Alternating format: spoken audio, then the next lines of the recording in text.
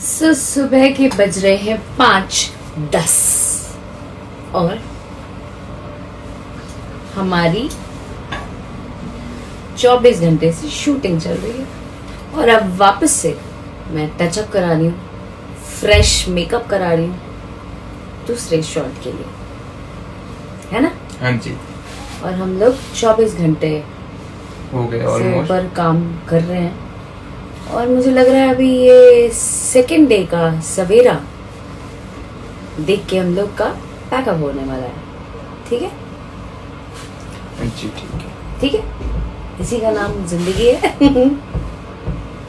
मेहनत करते रहना, आगे बढ़ते रहना। बेटा, आप इतने थकने के बाद भी बार बार क्यों हंसे और क्यों स्माइल आ रही है ऐसा?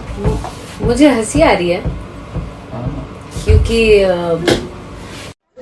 কেমন আছো তোমরা? কালকে আমি আসছি তোমাদের সাথে দেখা করতে আর কালকে হবে খুব জমিয়ে এন্টারটেইনমেন্ট। রেডি আছো তো? See you Kolkata, the city of joy. কালকে হবে খুব জয় এন্ড মাস্তি।